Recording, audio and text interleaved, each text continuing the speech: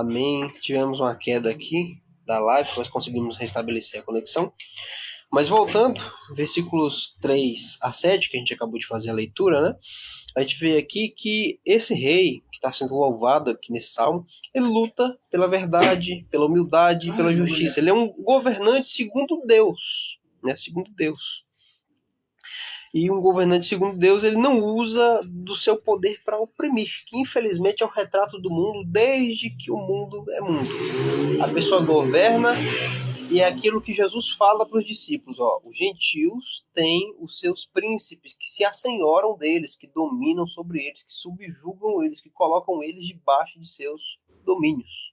Ele fala isso para os discípulos em uma determinada ocasião, a gente vai ver isso lá no livro de Mateus, né? Mas um governante segundo o próprio Deus, ele não vai usar desse poder para opressão, para um governo duro, rígido, onde só ele tem o proveito e o povo trabalha e o povo se submete e somente esse líder e esse rei é que se sobressai, né? Mas ele estabelece o que é reto. Esse rei, esse juiz, essa figura de autoridade, ele zela por aquilo que é justo de fato, que é também o reino de Jesus Cristo.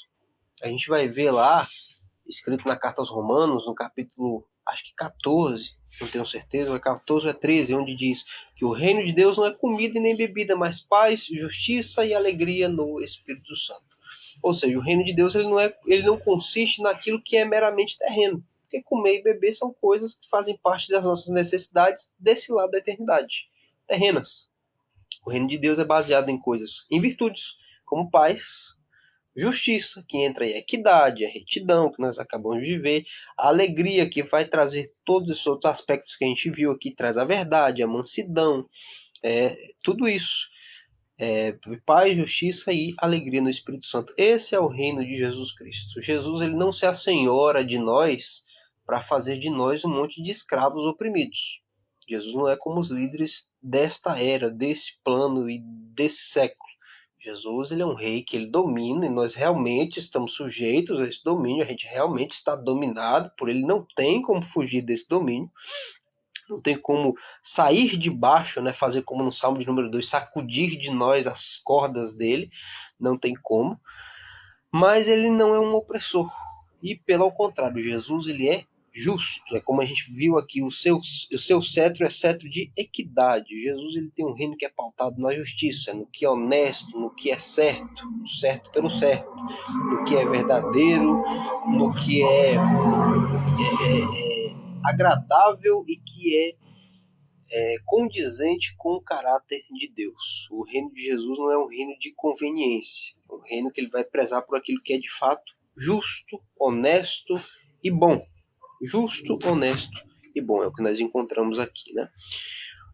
Em sequência, a gente vai ver, dito assim nos versículos 6 e 7, o teu trono, ó Deus, ou seja, já é uma referência aqui para esse rei como sendo Deus. Ele está falando do rei, do nada ele vem o seu trono, ó Deus, então ele está falando de Deus aqui. Seu trono, ó Deus, é eterno e perpétuo, o seu cetro, o seu reino é um cetro de equidade. Então esse versículo aqui, a gente, mais uma vez lembrando, o autor aos Hebreus, ele usa isso para aplicar a Jesus Cristo, mostrando que Cristo é o Rei eterno, cujo Rei jamais passará. A gente vai ver toda a inspiração da Escritura, tudo aquilo que a gente tem como palavra inspirada de Deus, que é obra do Espírito Santo, como sempre, desde o princípio, apontava para a pessoa de Jesus Cristo. Esse salmo deve ter sido escrito há séculos e séculos e séculos antes do nascimento de Jesus, mas assim já falava sobre ele. Porque é como Pedro vai dizer na sua carta aqui, as profecias, aquilo que tinha caráter profético, como essas palavras aqui, porque estão versando sobre algo futuro, sobre o reino futuro de Jesus Cristo, elas nunca foram produzidas por vontade humana, mas homens de Deus sempre falavam da parte de Deus inspirados pelo Espírito Santo, é o que ele fala na sua segunda carta. Então a gente tem aqui nas nossas mãos não só um mero livro, meras palavras. Tem gente que gosta de tentar invalidar ou descredibilizar a Bíblia dizendo a Bíblia foi escrita por homens. De fato, ela foi escrita a punho por homens. Porém, a gente tem a noção de que essas palavras não surgiram do coração desses homens. É como Pedro vai falar, homens falavam da parte de Deus, ou seja, eles falavam o que Deus lhes entregava diretamente ou indiretamente no coração, dispunha no coração e eles escreviam. Mas todas essas palavras aqui podem ter sido escritas a punho por homens, mas todas são de Deus. Deus é que inspirou ou falou cada uma dessas palavras aqui.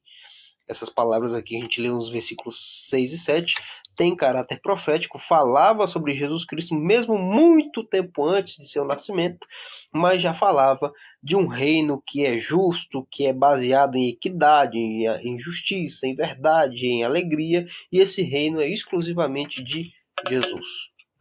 Jesus é aquela pedra que a gente vê lá no livro de Daniel, que é cortada sem o uso de mãos e que derruba a estátua que Nabucodonosor viu em seu sonho, e aquela estátua representava os reinos do mundo. Todos os reinos do mundo eles cairão completamente, vão ruir diante do reino que vai se estabelecer de maneira perpétua, que é o reino de Cristo, que é como está escrito aqui, o teu trono, ó Deus, é eterno e perpétuo, ou seja, o reino de Jesus Cristo tem caráter eterno. Ele é um reino que não vai passar, ele não vai ser como os domínios desse mundo, que dão lugares a outros. Um governante sai, entra outro, um regime cai, entra outro, uma monarquia cai, entra outro monarca no lugar. Não, o reino de Jesus Cristo ele é perpétuo, tem caráter eterno. Uma vez estabelecido, ele dura para sempre. Uma vez estabelecido o reino de Cristo sobre essa terra, ele nunca mais vai passar. E é um reino que traz todas as características que você está vendo aqui. Tu amas a justiça, aborreces a impiedade, como a gente está lendo aqui. Declara que o rei, que é Jesus Cristo, ele ama o que é bom e ele detesta o que é contra a natureza santa e piedosa de Deus. Né? Isso também deve ser o desejo de todo cristão. Todos nós que servimos a Jesus Cristo e fazemos parte desse reino, é amar o que Deus ama e rejeitar, detestar aquilo que Deus odeia, aquilo que Deus reprova.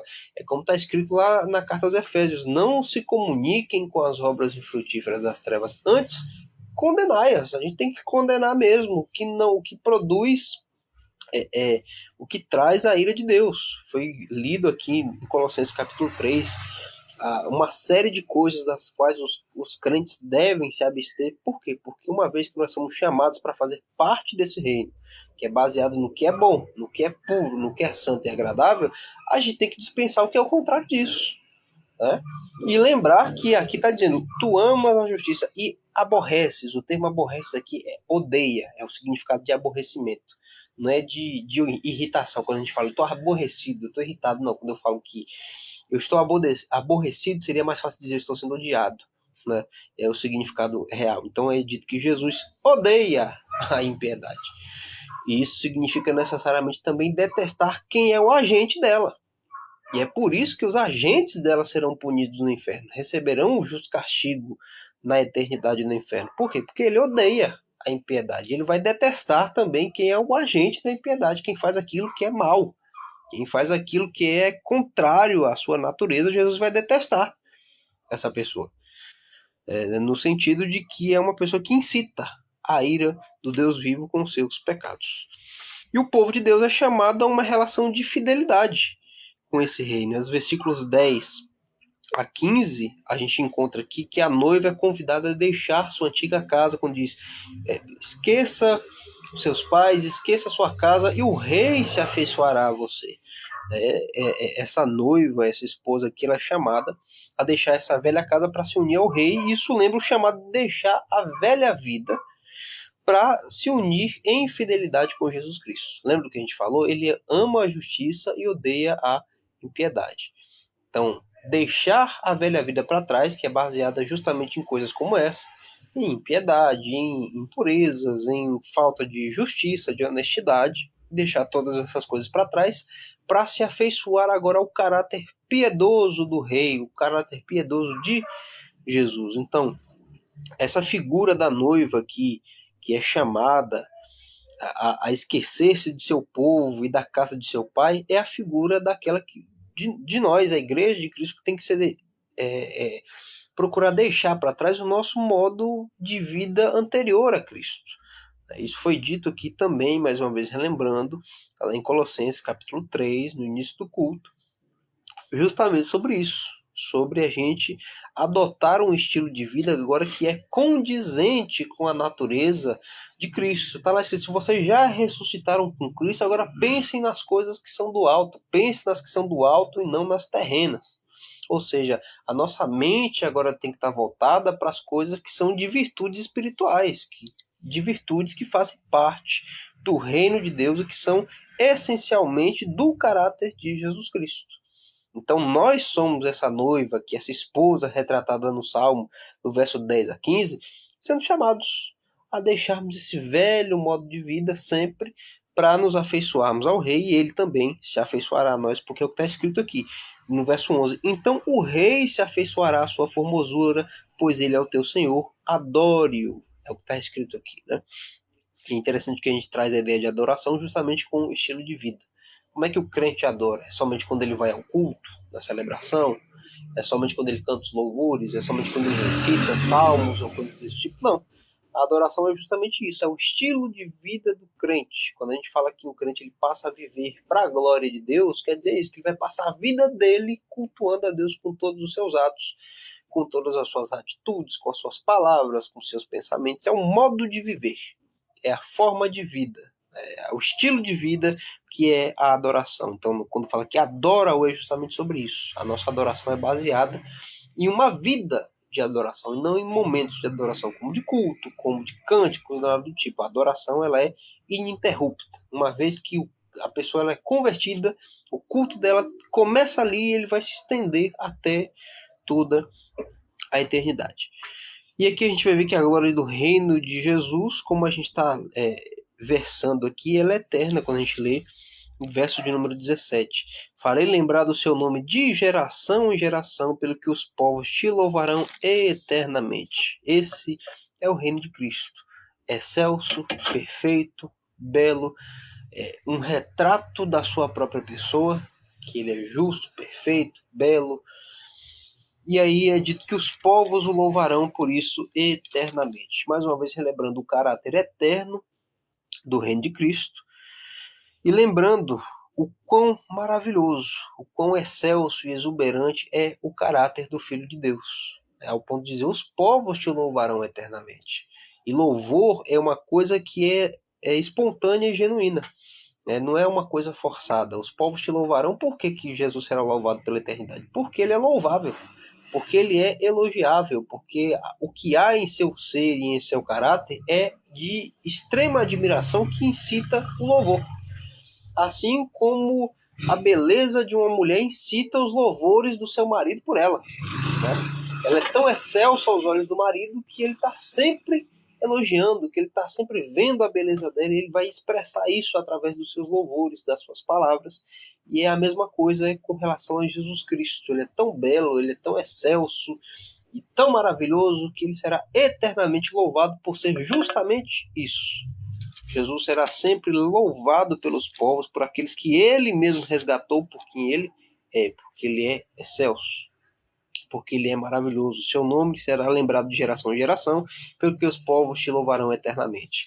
Como a gente já vê de fato, né, de geração em geração, o nome de Jesus continua sendo pregado, continua sendo propagado, continua sendo lembrado, e com tudo isso, né, que a gente viu no Salmo de número 45, é um convite a contemplarmos a majestade de Jesus como Rei perfeito, como Rei perfeito, como aquele que governa para Deus, com Deus e em Deus, porque ele próprio é o Deus vivo, né? Ele é justo, santo, eterno, é infinitamente digno, o seu caráter ele é puro e não há nenhuma mancha, não há nenhuma mácula no caráter de Cristo. Então, olhando para o Salmo de número 45, a gente é convidado a contemplar a beleza do ser de Jesus Cristo, a beleza do ser do Filho de Deus, aquele que o próprio Deus Pai vai dizer, é nele que está todo o meu prazer, quando ele fala, esse é o meu Filho amado em quem tenho o meu prazer. E eu acredito que a gente dedica muito pouco tempo a isso. No dia de hoje, por exemplo, quanto tempo a gente passou pensando na figura excelsa de Cristo? Nós pensamos, mas o quanto? Às vezes muito pouco. Mas eu não tenho muito tempo para dedicar para meditação. Realmente, às vezes a gente tem esse problema, não necessariamente um problema, mas a gente tem muitas ocupações, a gente tem os nossos compromissos para arcar, mas é sempre bom que a gente dedique tempo para se lembrar de Jesus e para refletir, para meditar de fato no seu caráter, nos seus atributos, na sua obra, no seu reino e no fato de que esse reino está vindo, de que ele vai vir mais uma vez, ele vai vir uma segunda vez e vai ser para estabelecer esse reino de maneira definitiva. Porque, como a gente está vendo aqui, ele é um reino que é perpétuo, ele não passa. E que o caráter desse reino é justo, é santo, é puro. E que só quem fará parte desse reino é quem também deixou o velho modo de vida e passou a adotar em seu estilo de vida isso, a santidade, a pureza e o amor. Então é necessário que a gente tenha esse olhar sobre as Escrituras e sobre a pessoa de Cristo, porque é isso que vai nos conduzindo a uma vida mais piedosa, é o que vai nos conduzindo a uma adoração mais genuína, que é o que a gente está falando, adoração como estilo de vida. O nosso estilo de vida é adoração diante de Deus. Então, quando a gente para poder refletir e meditar sobre isso, a gente vai sendo conformado e vai sendo moldado à luz dessas palavras e à luz do ser de Jesus Cristo.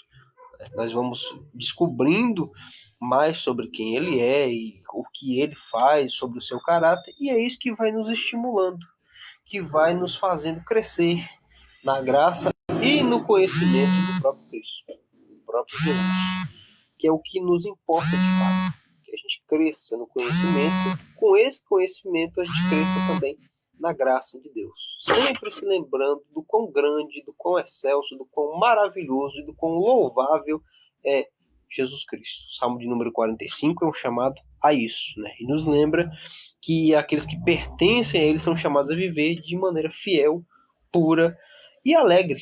A gente tem que ter alegria. Quando a gente fala que nós somos alegres, não significa necessariamente de forma masoquista ignorar as dificuldades e as tristezas da vida, mas a gente ter o nosso coração sempre esperançoso, sempre cheio de júbilo pelo fato de que nós pertencemos a Cristo e é como está escrito: o mundo passa e a sua concupiscência junto com ele, mas aquele que faz a vontade de Deus, ou seja, está em Cristo, permanece para sempre, também como ele permanecerá para sempre. Amém?